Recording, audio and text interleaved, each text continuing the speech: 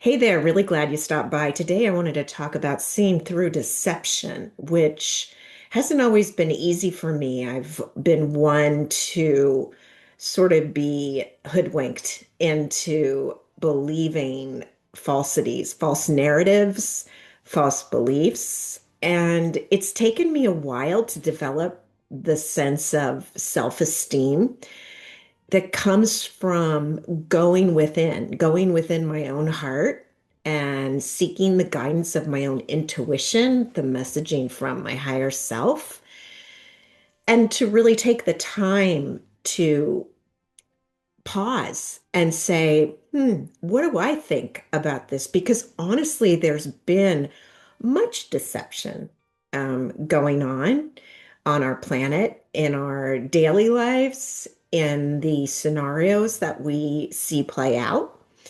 I will speak for myself, certainly in the mainstream media, because I've had experience of that, firsthand experience of that.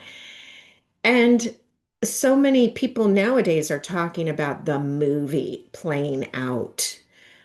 And I'm seeing that. If you look clearly, you're able to see a movie, and it started early on in my family. My parents would deceive me about what I thought was real. I was in a very combative, anger-filled, hostile environment growing up. There was a lot of tension between my parents. And I was the broker. I was the one in the middle bringing the peace between my mother and father. I feel like that may have been one of my most significant roles, to try to keep the peace. And as a result of that, they would deny what I thought was real. And so that's natural to me, that I didn't know what someone was like not drinking. My father, my mother were both dosing. My father through alcohol and overexercise, my mother through prescribed medications, which were actually speed, um, and also mood swings. I don't have a clinical diagnosis for my mom, but if I had to say, she's probably was close to schizophrenia, because her personality would switch on a dime and you never know which mom you were going to be speaking with or expecting to walk through the door. And that's served to really bend my belief system, my reality, to doubt my own instincts. And it's taken a lot of inner work to peel that all back and to really be brave enough to take a look at it, because it took me out of the status quo.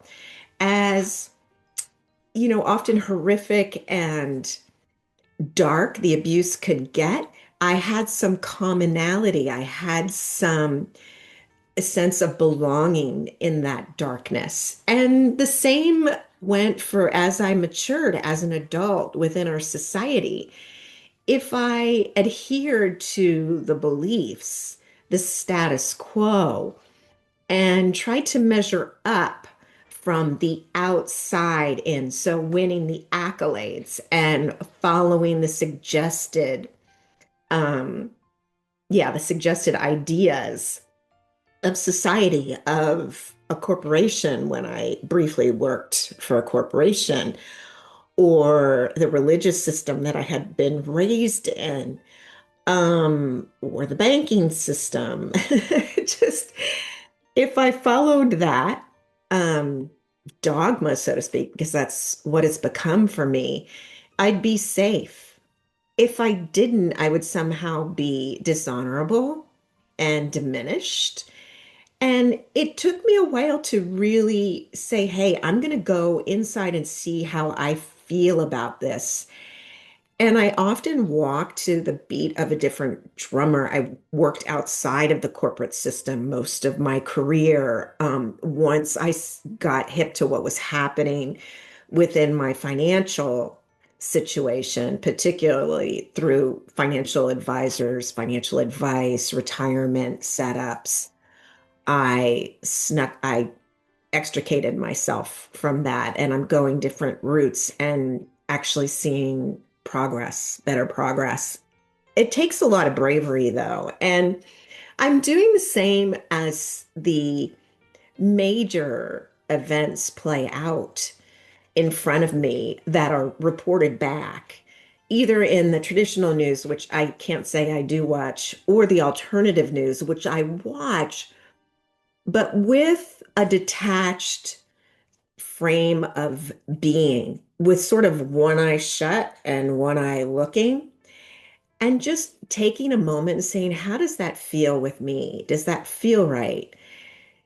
And I'm sure a lot of you, like me, have been attracting alleged narcissists, or those that feed from our light, those that are able to gaslight you into believing things that may or may not be true. So it's very hard, or was and is sometimes hard for me to stop down and really say, what matters to me? What do I believe? This doesn't feel safe. And once I can do that, it's harder for people to trick me, for stories, media events to trick me, or I also give myself allowance to withhold my opinion until I'm sure of what my own opinion is, rather than blindly following. And I really want to give accolades to each of us, regardless of where we stand, whether you are following traditional narratives or whether you're starting to question them and taking a different route. Because each path, each way of being requires courage as a human being, and each is essential for our global humanity, I believe, to get to a better place. If you're not brave enough to follow your own path, whatever that is, whether that leads you to a place that's not so happy, or you follow a path that does give more freedom or sovereignty, each is valid so we can learn and so we can evolve. And I feel for me, that's the understanding and the insight I needed of late, to stop the judgment of right or left, good or bad, right or wrong. And I believe that as we're more free and more clear and more able to see through the ruse, see through the veil, see through the storyline and the narrative, we'll have a much different planet. We'll have a much different day. We'll have a much different engagement with humanity. And that's what keeps me uplifted. That's what keeps me smiling. And that's what keeps me hopeful as I'm walking this life journey. And what a great time to be alive. So I hope this is helpful for you. Let me know in the comment section. I have some sessions open if you want to discuss it. Go to my website, susangold.us, or just email info@susangold.us.